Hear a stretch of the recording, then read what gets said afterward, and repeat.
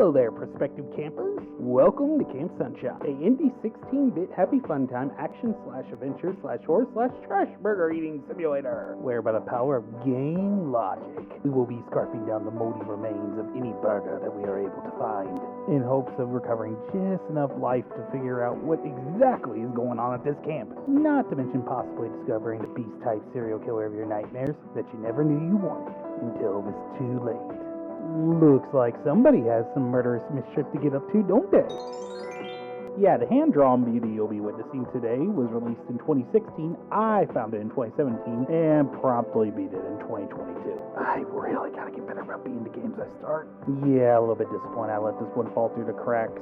So yeah, might as well put all my cards on the table then and admit that I really didn't give the game much thought after putting it down. That was until somebody had pointed out to me that the Sunshine universe had expanded in 2021 with the release of Sunshine.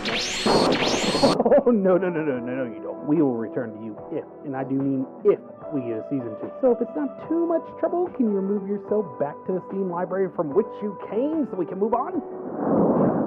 Yeah, but how about we not dwell on that too much and just talk about how Camp Sunshine's honestly a great little nostalgic trip through 80s, 90s slasher clones, packaged nicely in a retro game form. The overall look and feel of the camp has more than enough surprises to keep you on your toes, with just enough jump scares and gore to keep any horror fanatic satisfied for an hour and engaged for up to another 4, at least until you finish your first playthrough. It's not a very long campaign, honestly. But trust and believe that damn bear never misses an opportunity to jump out for a good old game of duck, stabby, which should be just enough of a challenge to keep most people going to the credits roll. Sunshine time.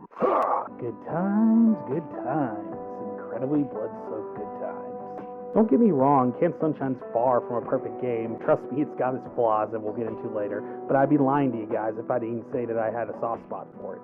See, survival horror has had a grip on me since the GameCube days of Resident Evil, and it hasn't let go since. What sucks is that with my lack of funds at the time and access to play the games made it pretty much impossible for me to enjoy the genre I now found myself in love with. Of course, in the process, leaving me in the dark when it came to actually getting to experience the games that helped define the genre in the first place. Hell, I'm still playing catch-up, and Camp Sunshine only made it worse by introducing me to this style of horror game. Games I would have never even thought would have been scary until I was introduced to Camp Sunshine. Don't get me wrong, probably not on the same disturbing levels as a Corpse Party or even going to come close to eliciting as much emotions as an Omori would, but it does attempt to take on some serious subject matter along the way. And honestly, it's got plenty of great jump scares, enough to willingly send me down the rabbit hole and over to YouTube to research more games in this style. After that, I scooped up as many as my bedrock bottom budget would allow me to, something that probably would have never happened if I wasn't introduced to Camp Sunshine, or at least would have been delayed for a period of time. So out of respect for what the game gave me, let's take the focus back to the discussion of the journey we'll be taking during this video. Also, this will only be a quick run through the story. We won't actually be collecting everything in the video. Instead, I'll be opting to leave that for you guys to discover on your playthroughs, as well as not showing you any of the extra jump scares that are honestly optional, but still great to find. Now that we got all that settled, let's get to the fun. I'm Brawdury, and this is Camp Sunshine. So our story wastes no time introducing us to Ash, our hero, right off the bat. A strong-willed young chap from Palatown whose only dream is... Wait, that's not right. Oh yeah, wrong script, wrong pixelated protagonist, but a mistake was indeed made. I'm going to get us right back on track by talking about Jez, who is unfortunately off to a rough start to his journey as it begins on a bit of a low note. You see, Jez's parents are getting a divorce, and in an actual attempt to shield him from all the chaos of it, they decide to send him off to summer camp until this is all finalized and everything's nice and back to normal. Yeah, man, I'm a child of divorce myself. Things probably won't be going back to normal, at least not at your current definition of normal, that is. But hey, still worth a try. So upon reaching the camp, they meet up with a camp counselor.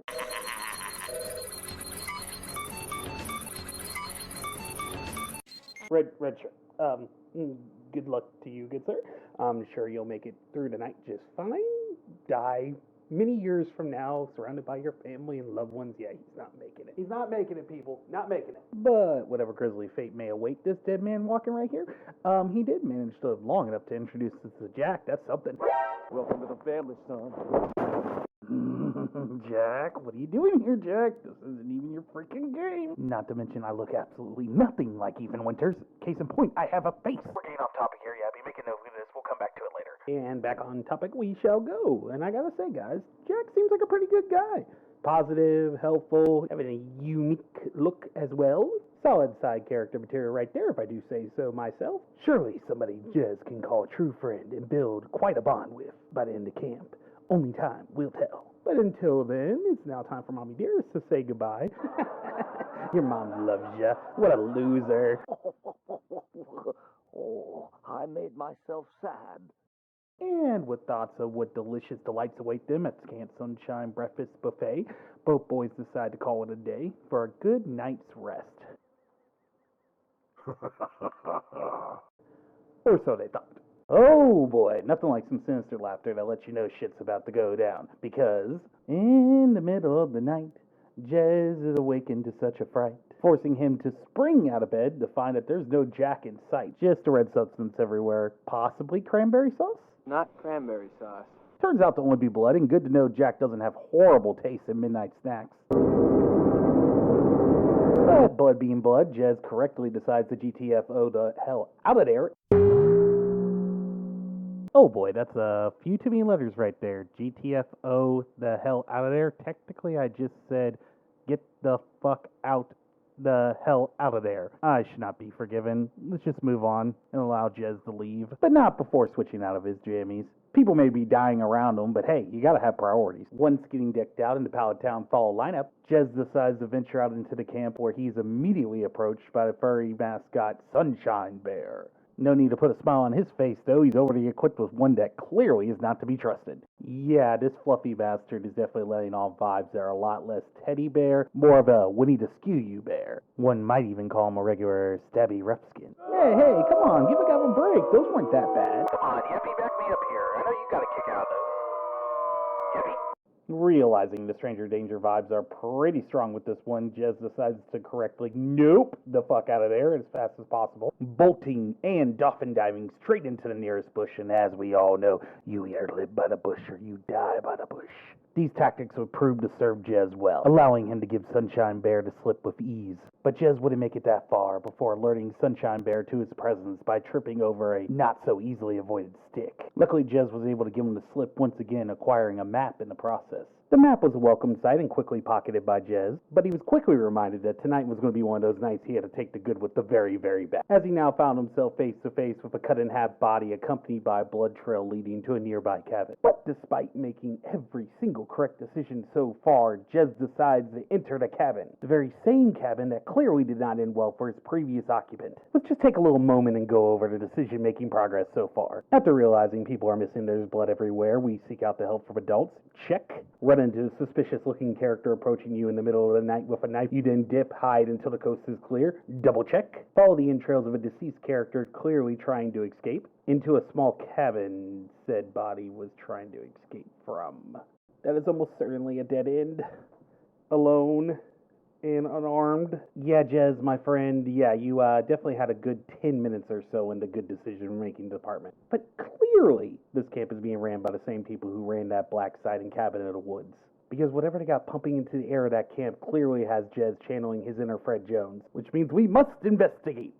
So logic be damned, we're heading in. Once we enter the cabin, we enter spoiler alert territory, because we now find out the blood trail leads to the other half of the body. Dun dun dun! Who could have seen that coming? And if you're like me, you rushed in, slipping off the entrails, tainting the crime scene, and ruining your new shoes in the process. It is at this point that one's headcanon might start taking over, leaving you to assume that Jez would be seeking out something to clean his shoes off. I know I would be. Shoes ain't cheap. And in the process, stumbling across a strange paper accompanied by a message on the wall written in blood, stating only there are more. The page appeared to be a diary entry with an accompanying note with yet another message for Jez. Find them all.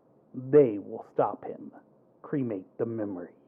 Riveting stuff, I know. Had to have been with Jez clearly abandoning his original plan of finding an adult, and instead opting to dive into the diary pages for the answers he now seeked. Oh boy, we're heading back to 1964, and the author of the page is proud to announce that him and his wife finally landed their dream jobs working for the summer camp, leaving their old jobs and lives behind as specks in the rearview mirror of their murder van. And I gotta tell you, it looks like they left their jobs as former Minecraft bakers, because that is a pixelated bun and oven right there if I've ever seen one. This father to be is named Jacob, and alongside his soon-to-pop wife Wendy are extremely excited to start their new lives at this camp, finding an adorable Can Sunshine stuffed bear as they do a quick inspection of their new home. Everything seemed on the up and up, so they both headed upstairs for some much-needed rest.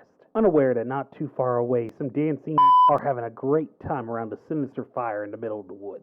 Unsettling sounds can be heard through the night as Wendy is suddenly shocked awake. Wakey, wakey, Jacob. Wendy's in labor. Grab the travel bag, fire up the murder van, and let's get going. You're about to be a papa. So the lovely couple head out excitedly, love in their hearts, to welcome their new baby boy into the world, bringing us to the end of the page and leaving Jez even more confused. He didn't have enough information to make sense of everything yet. He knew he needed more help, so he headed back out into the camp in hopes of finding more of the missing pages, leaving the legs with no upper body strength behind. But it would seem Jez's luck is about to change, finding another survivor in a neighboring cabin. Excited, Jez rushes to her side to discover she has red hair and, let's just say, a charming personality. But real talk here, her lacks of fucks given in her situation are on legendary levels right now, for she could care less what Jez has to say and just assumes he was sent here to fix her heat. Long story short, her parents had paid for a luxury cabin, yes, and the living arrangements she was being provided were just unacceptable, yes. No heat in a wooden cabin at camp where you're supposed to be roughing it. Perhaps we could all club together and buy you a straitjacket. Yeah, try as I might to give a shit, it ain't happening, but here we are. But I do have to agree with her on one note. Not providing her with a mattress is a little messed up. But in their defense, if I had met somebody with a rod shoved so far up their backside that might as well be replacing their spine, then I too would have assumed that they wouldn't know the difference between the comfort levels of a soft mattress and a steel cot. That being said, the package was paid for, therefore she should have already had everything set up before she got there, and oh my god, she's in the wrong room.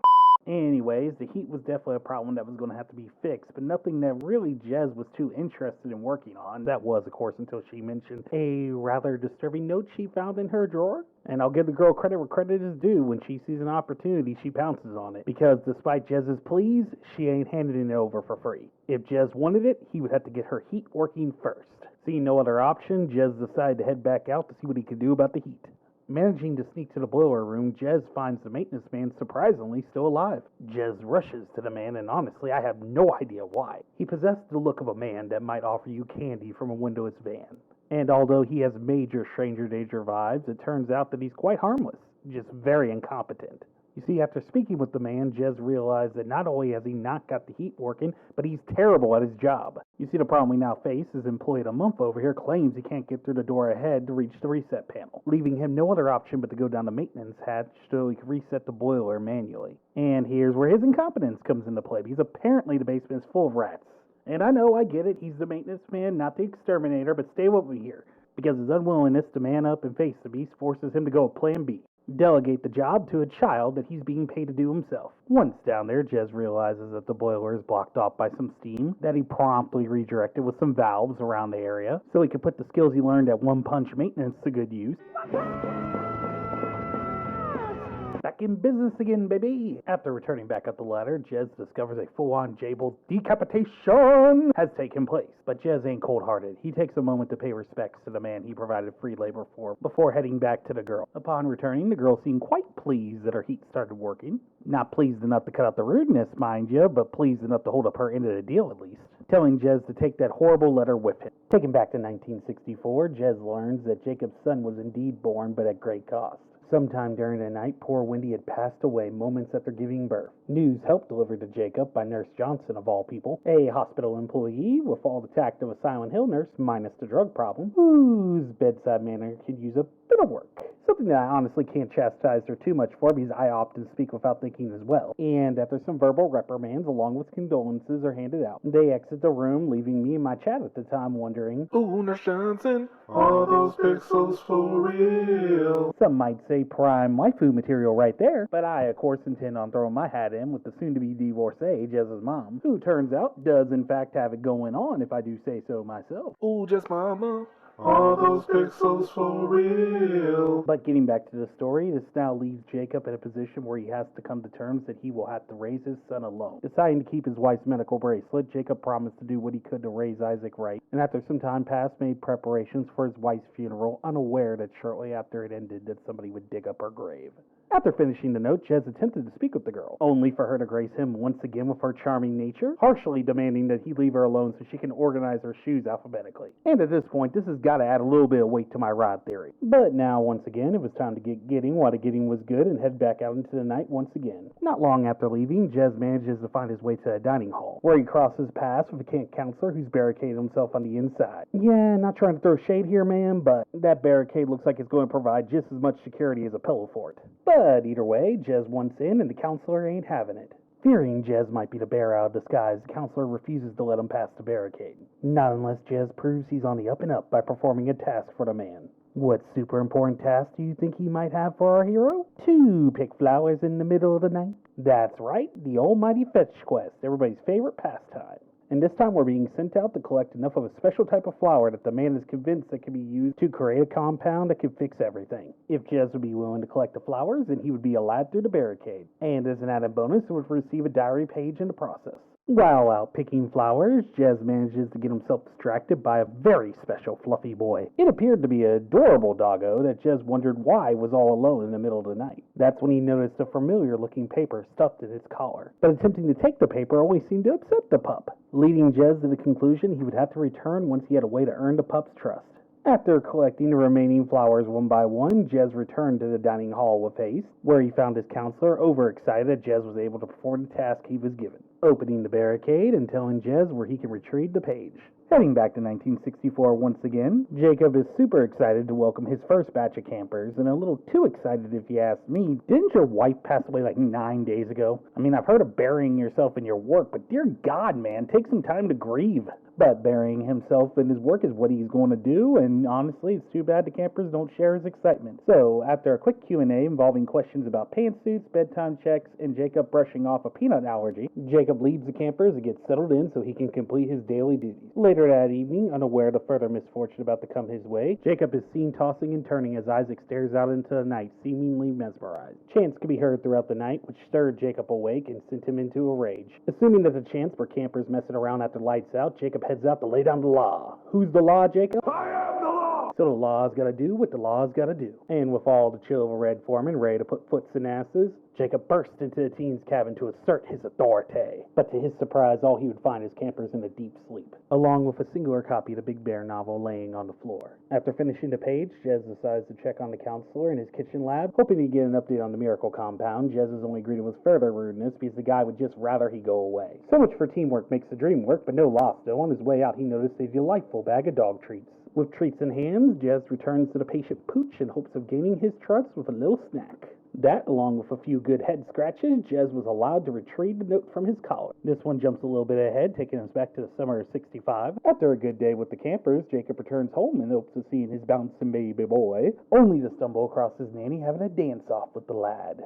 The lady with the sick dance moves over here is Isaac's primary caretaker while Jacob's away. Chumana. Who? Chumana. Who's mama? Oh dear God, for the sake of me pronouncing this name possibly wrong, we're going to refer to her as Chew for the rest of the video. Who? Chew. Who?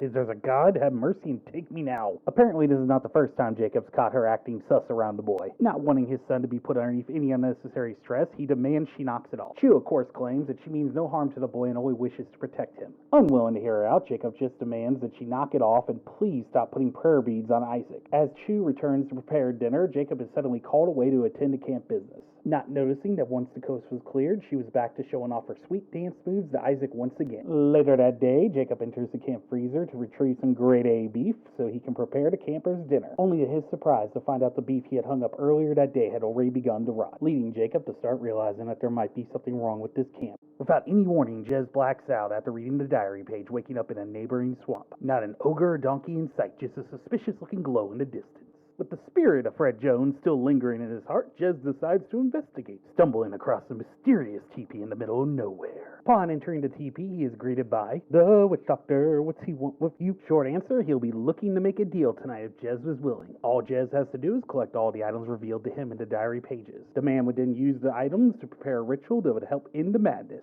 A task that can only be accomplished by a true hero, the man claimed. And Jez was that hero. Oh boy, let's just try not to think too much on the fact that this is yet another adult asking a minor to do all the dangerous stuff. I mean, Jez has already mastered so many useful skills. Punching boilers, giving treats to doggies, picking flowers, hiding in bushes, and the list goes on and on and on. Clearly, this teenage boy is the man for the job. Jez, not being the type to run from his destiny, not that he has much of a choice, agrees to help the man out. After receiving a magical necklace that would help him locate the items, Jez is teleported back to the good boy as if no time had passed at all. And at this point, I really hope Jez knows what he's signing up for, because what he's about to stumble across is really going to put his hero skills to the test. Because while searching another cabin for clues, Jez is thrown off balance by somebody calling out from the darkness. Please help me. Hello? Hello? The girl was clearly in trouble somewhere in the cabin, and Jez was determined to find her. He follows the girl's pleas until he comes across a severely injured camp counselor, who, despite having both his eyes stabbed out, demanded Jez help out the girl instead. And good God, hallelujah, we finally found an adult with his priorities straight. So Jez reluctantly leaves the man behind so he can continue his search for the girl. Her pleas becoming increasingly desperate with every step he takes in the dark. That was until Jez heard the poor girl gargle her last plea for help. And I know what you guys are probably thinking. Jez is going to hightail it out there because clearly this means that trouble's afoot. You're wrong. Oh boy, despite only having one way in and out of the room, the very tiny room, might I add, the room that clearly the killer must still be inside of, Jez decides to pop in to poke his head around a bit. Luckily for Jez, that high risk, high reward worked out for the boy, managing to come across a diary note in a nearby cupboard. And to absolutely nobody's surprise, Nightcrawler's furry cousin teleports in to try and score a sweet Double kill. something he would surely be denied as Jez bolts for the door. And despite having quite a lead on his pursuer, Jez trips on literally nothing, leaving him at the mercy of the bear. But just when we were about ready to witness the end of our hero's story, the counselor calls out to him, taunting him, demanding he finish him off first, giving Jez the chance he needed to escape.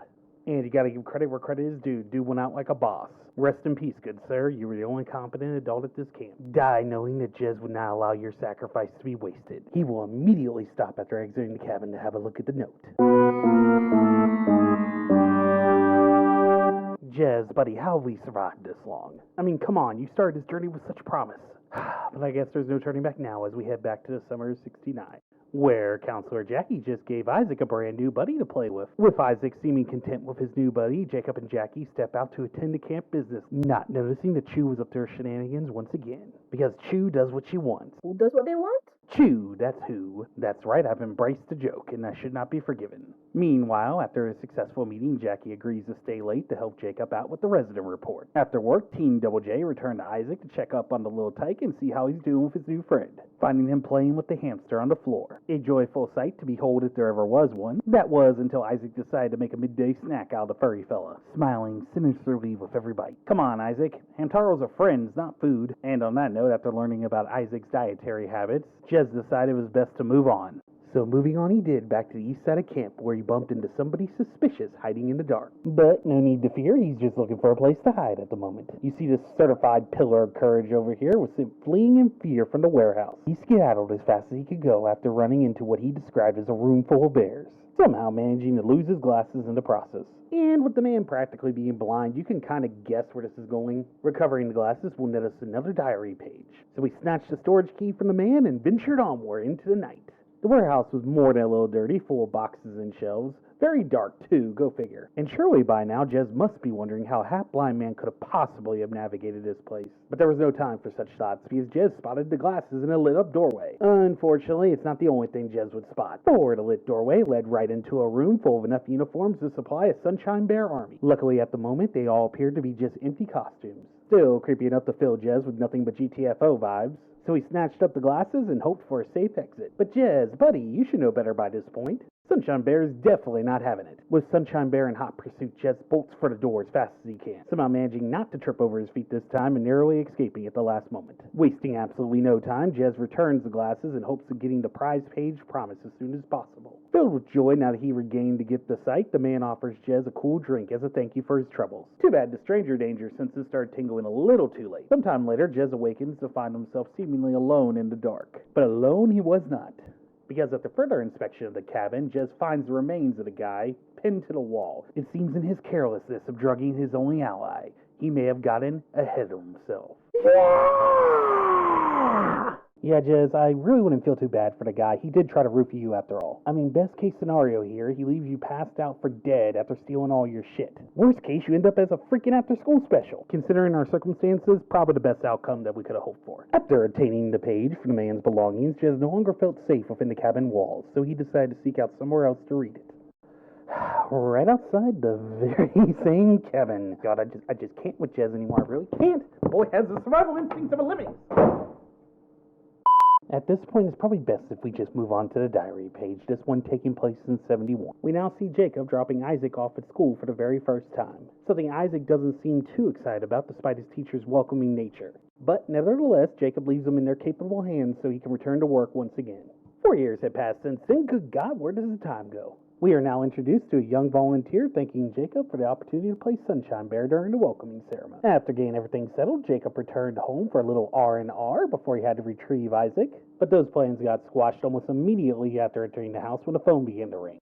Isaac had attacked a child during school today, and he needed to be picked up immediately. Jacob storms into the classroom looking for answers, but who was going to give them to him? One of the two teachers holding back the child half their size, maybe the one attending to the other child on the floor, possibly even the peeping Tom passerby on the outside of the window. Yeah, that's probably not going to happen. It took me 4 playthroughs before I noticed him. There's no way Jacob's going to pick him up on his radar. But for whatever reason, Isaac did attack the other child, going medieval on him with an alphabet block of all things. Could have interrupted nap time, possibly even stole his juice box. Who knows? We may never know. And in all likelihood, Sneaky P in the back's got all the answers Jacob seeks, but hey, they ain't offering up the information, so what are you going to do? But whatever the reasons were, the teachers didn't give a damn. They wanted Jacob to get that little monster out of their sight and to take the alphabet block with him. Upon returning home, Jacob demanded that Chu attend to Isaac immediately. Unable to fully comprehend what was happening to his precious boy, Jacob was filled with sorrow at the realization that he is unable to soothe Isaac the way Chu could. Continuing his search of the cabins, Jez is once again startled by yet another survivor, this time from beneath the floorboards.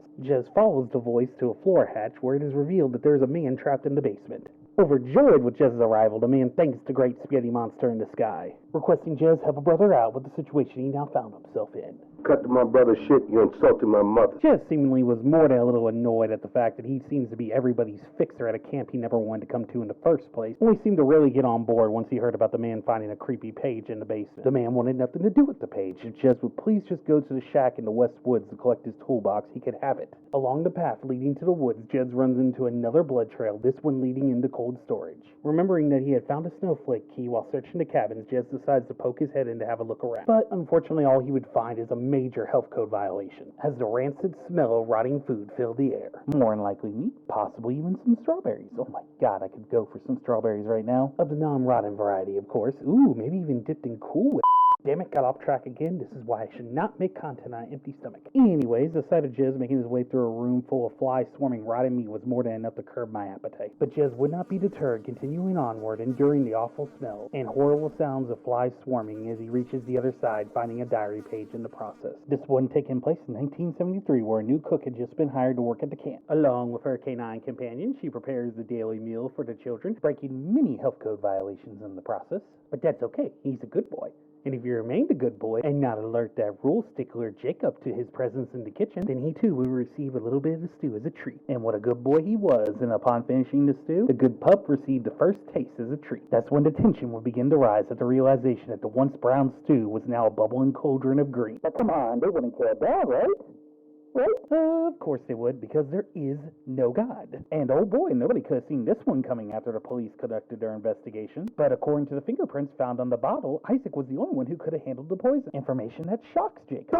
Isaac was supposed to be with Chu all day. After searching the entire camp from top to bottom, Jacob was unable to find Chu anywhere. So he decided the best course of action was to reach out to the agency to send her there in the first place. But the answers he would receive would only confuse him more. You see, the agency had no record of a Chumana on staff, and the agent that was assigned to the case was named Judy. Oh boy, and the plot thickens. Sound the alert, call a meeting, because Chu has now been confirmed to be an imposter. Jacob couldn't believe what he was hearing, going as far as calling Judy himself to get the answers he needed. But the answers he got only confused him more, because despite Jacob saying he's never met Judy before, Judy says she's been attending daily, asking how little Joshua was doing. But hey, Jacob's son's name was Isaac, not Joshua. And after being hung up on by the confused woman, Jacob just stood there, unable to comprehend what he just heard. With nobody left to turn to, Jacob approaches Isaac to find out if he had any idea about Chu's whereabouts. While holding nothing but an effigy, he revealed the demonic presence behind him to Jacob for the first time. As Isaac's eyes began to glow, he would simply answer that she is here, in her true form. And no matter how much Jacob cried and pleaded, that wasn't going to change anytime soon,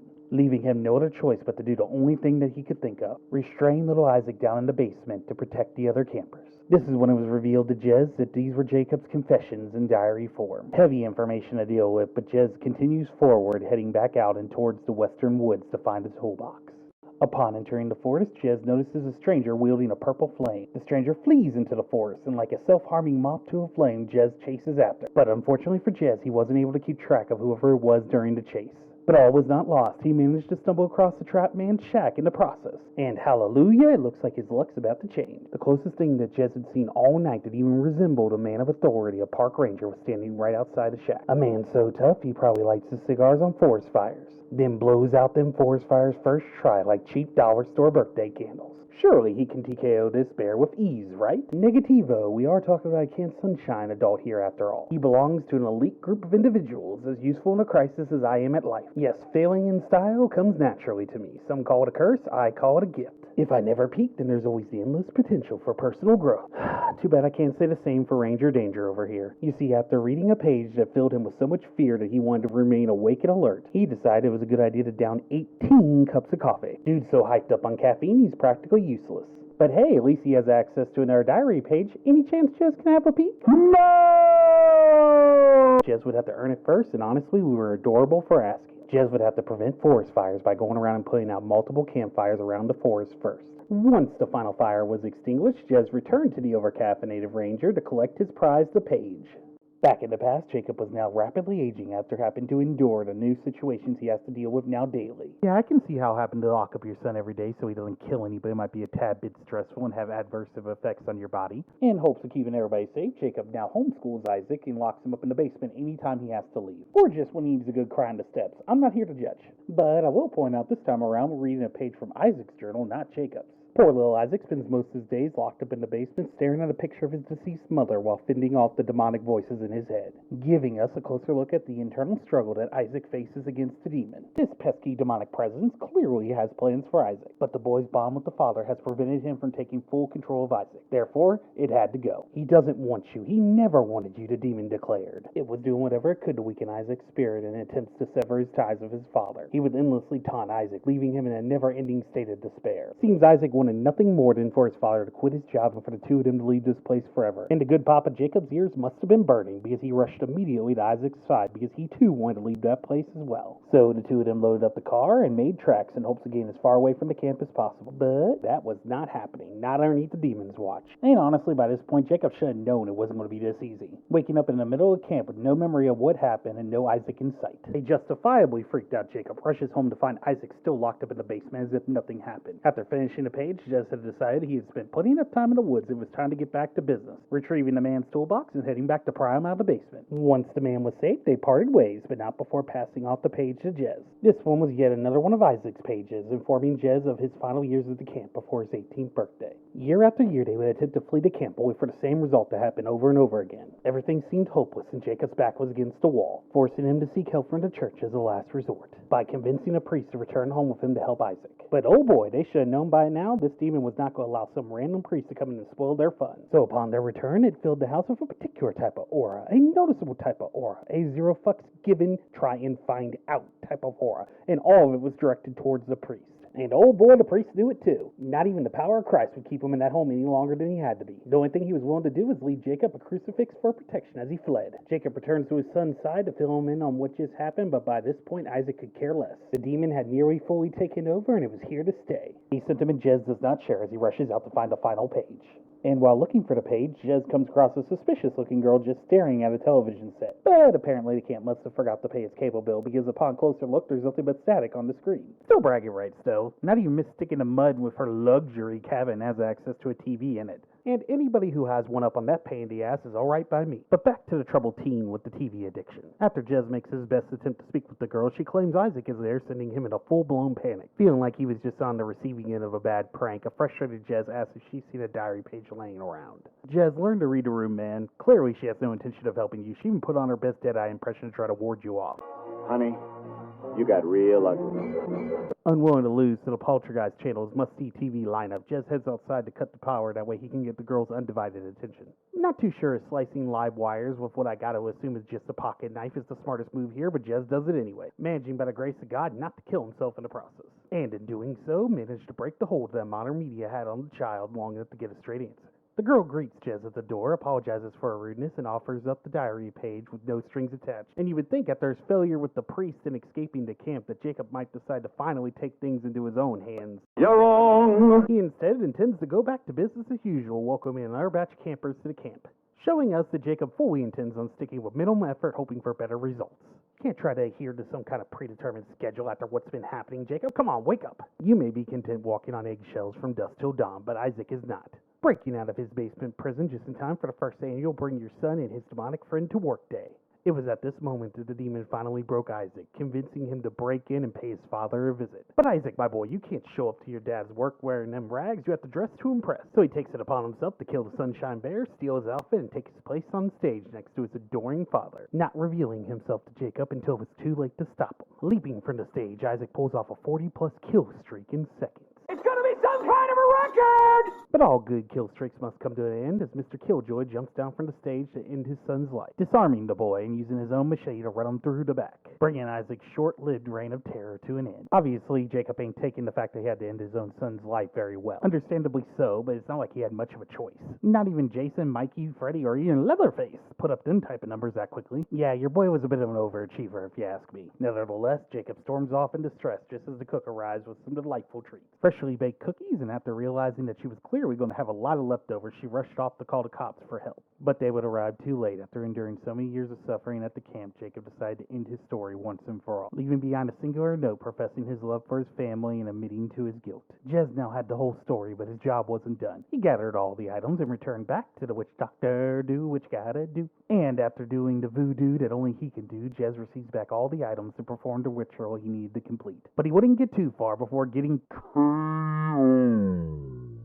and taken to a cell in the middle of a dungeon. Ah, jeez, I hope you didn't get a concussion from that. I mean, you already had to deal with being poisoned tonight, not to mention all the times I got you cut, stabbed, and maimed throughout the night. Truly, the level of childcare I bring to the table bodes well for future protagonists. And to add insult to injury, all your belongings are missing. Waking up in the leaky cell, Jez was now understandably upset with the predicament he now found himself in. Luckily for our hero, the mysterious man force ghosts his way in to dispense some aid. With all the power that his off-brand Jedi skills would allow, he releases Jez from his cell and sends him on the way. It wasn't looking good for Jez. The dimly lit corridors led him straight to a large stone door blocking him from freedom. If he wanted to get out of here, he would have to figure out how to get them open. Good thing it wouldn't be long before Jez stumbled across the crypt of a woman wearing a very familiar-looking necklace. One with the inscription, "To my darling Wendy, you are my world." Confirming the crypt to be Wendy Illerman's, Isaac's mother and Jacob's wife. But this, of course, left Jez in a state of confusion. Why did Wendy have the other half of the pendant he got from the mysterious man? The answer he wasn't going to get standing there around this torch-lit crypt. So he takes a shot in the dark, no pun intended, and puts the two pendant pieces back together again. Suddenly, the crypt doors opened, allowing Jez to make his exit upstairs, leading him right into a large corridor full of dead cultists. It appears everybody decided to end their stories ritualistically. Late to the party again, Jez. Looks like you missed out on the cake with the cyanide sprinkles and the Kool-Aid. But it turns out Jez wasn't the only one left out of the festivities, spotting two guards guarding the only way out of the corridor. But Jez is a quick thinker, running with the theory that if it walks like a cultist, then it must be a cultist. Therefore, he will dress like a cultist. But little did Jez know, by Scooby-Doo demasking one that appeared to be of higher rank, he would come by a horrifying revelation. It's Chumana. I personally thought Chumana was the demon back with Isaac in his true form, but no. Apparently Chumana was a cult leader the entire time. Go figure. But hey, he has a job to do, so Jez dons her robes and sneaks past the bickering cultists with ease, finding his way into an underground waterway with only one exit. All Jez would have to do is reroute a bunch of pathways to reach the other side. Something that took more tries than I care to admit, but hey, we made it to the other side, so moving on. Once reaching the other side, Jez enters a chamber full of all of his shit, and with his gotta collect them all mentality, takes back what's rightfully his and makes his way back to the surface, where he disrobes and makes his way to Jacob's house to end this once and for all. But what Jez was unaware of, his Sunshine Bear was waiting for him with a little surprise. You won't stop me, kid. Look who I've got here. Say goodbye to Mommy. It's a bold strategy, Cotton. Let's see if it pays off for him. A bold strategy indeed, as he flees into a hole in the basement, warning Jez not to follow. But no one messes with Jez's mama. Leaving behind his inner Fred Jones, he replaces it with the spirit of Bobby Boucher. With 180% no chill, zero fucks given vibes, he chases after Sunshine Bear down the hole and through the tunnels below until he found his way to the inner chamber. And unfortunately, if you were hoping for some twist ending about Sunshine Bear's true identity like I was, well, prepare to be disappointed.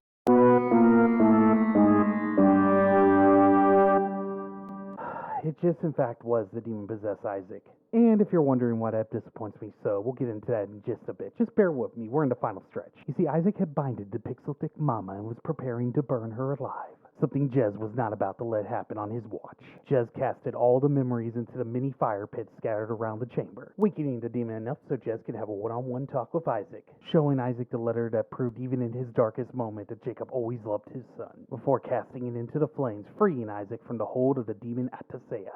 Now that we have exorcise the demons, the mysterious man revealed himself to be the one and only Jacob's spirit in disguise. Finally reunited with his beloved wife Wendy and his treasured son Isaac's spirits. They can now rest in peace as a family after thanking Jez for all he had done. After bidding the spirits goodbye, Jez and his mom made their way out of the cavern where they ran into Jez's father in the parking lot, where the three of them would embrace before leaving this place never to return again. After some time had passed, we find our young hero failing to get good at some ghosts and goblins. But Jez is a responsible gamer. He realizes it's way too dark to be playing video games, so he turns on the light to find a little surprise, in the form of a Sunshine Bear plushie, possibly hinting that our good hero may be done with the camp, but the camp clearly is not done with Jez. Bringing us to the end of our story. If you made it this far in the video, well then you are a saint and you deserve to have monuments built in your name for your kindness. As I said at the beginning of the video, I skipped over a lot of the jump scares and a lot of the extra content to encourage people to try out the game for themselves, because I truly do think it's a decent little horror game. A mid-tier horror experience, not the worst I've ever played, but definitely not the best. Honestly, with me it came down to the padding messing with the pacing, and it could have been fixed very easily just by removing one little thing. Those goddamn diary pages. Which, yes, I know are a core part of the game, but hear me out. At its core, Camp Sunshine is a giant scavenger hunt. You find diary pages to learn about the past, to find out what items you need to find, and you have to find all them items. Simple enough. The game even affords you the right to free roam the camp, finding whatever one you want whenever you want without restraint. But when it comes to having the items in the diary pages be separate, it just felt like a little too much. The diary pages themselves were just highly unnecessary and could have been cut from the game completely without anybody really noticing. I mean, half the time they were describing events that Jacob and Isaac couldn't possibly have known about. Some key ones that come to mind are, how would Jacob even know to write about Chu's shenanigans when he wasn't around? He wouldn't have been there to know what she was doing, so how would he know to write about it? Same goes for the events transpiring with the cook before her poor pup was poisoned. And let's not forget about the looky-loo in the back of the classroom, who we're going to assume was Chu in disguise and nobody noticed her, much less Jacob.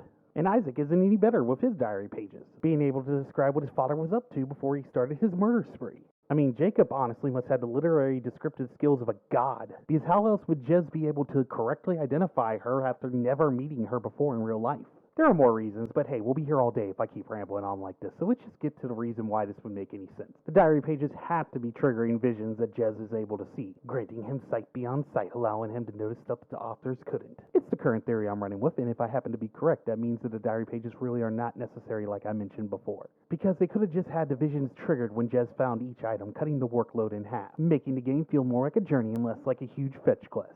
But gameplay aside, I did really enjoy the story, even if the ending was a little underwhelming. And by underwhelming, I mean a total disappointment. I can't even begin to tell you how bad I wanted Isaac to be a red herring. I had built up a pretty decent murder mystery scenario in my head before he was revealed. With all the backstory we were given, and let's just say his very inspired character design, led me to believe that we were being led down a particular road, that way they could have a huge twist ending at the end of the game. You see, back when I was trying to get my Sherlock Holmes on, I genuinely thought that Chu had nothing to do with the demon, or the cult for that matter, and genuinely was only there to do what she claimed she was there to do, protect Isaac. Really only failing in her goal because of Jacob's constant interference. And I don't want to harp on the dude too much. Jacob did the best he could underneath the circumstances he found himself in. He just in no shape or form was prepared to handle demons, something he didn't even know existed before coming to the camp. Couple that knowledge with the way he ended his story, and it makes zero sense to me why he ended up being the mysterious man. He had felt completely defeated, like he had no way out. He had lost everything. Why would he come back for a round two? In his mind, he had no unfinished business to return for. You know who did? Dear sweet Isaac. He had more than enough reason to return for some unfinished business when he learned about the fate of his father and the hidden truth within the letter he left behind. By this point, the demon has taken his mother, his father, his body, everything from Isaac. This would have been more than enough motivation for him to rise up for a future battle. Did this happen? No. Do I read too much into stuff? Very much so, but I'm very unlikely to change at this point in my life, so moving on. Despite all that, I really do think Camp Sunshine's a solid good game to kill a weekend with as is. The camp was a lot of fun to explore, and the visuals made it so you never really felt safe while looking around. Nor should you, with Sunshine Bear popping out whenever he damn well pleases. Those dead eyes and that creepy-ass smile only made things more intense every time he popped out to stab me with the quickness. I really did enjoy the soundtrack, although I chose to play with it off most of the time because I felt like it intensified the fear. There was just something very haunting about only being able to hear what you would hear if you were actually out in the woods. Come here, kid. Don't you dare move. I'm going to find you.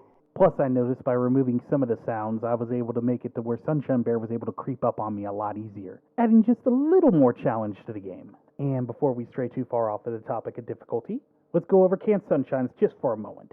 The game might lead you to believe that there is an easy, medium, and hard mode, but that couldn't be further from the truth. Because from what I can tell, the only thing that changes between modes is how often Sunshine Bear shows up. I mean, it might have affected your flashlight dying quicker, or maybe even your stamina running out quicker, but I just didn't notice. You die within 2 hits no matter what difficulty you choose, so just go ahead and pick hard mode and try to have a little bit of fun. As long as you don't use your flashlight too often or trip over sticks with Jez's dainty feet, you'll be just fine.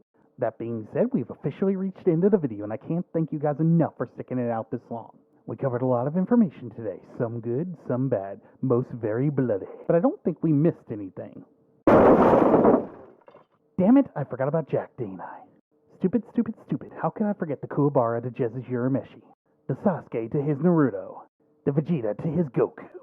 You are probably wondering what our super important secondary protagonist was up to this entire time. Yeah, he did. Goodbye, everybody.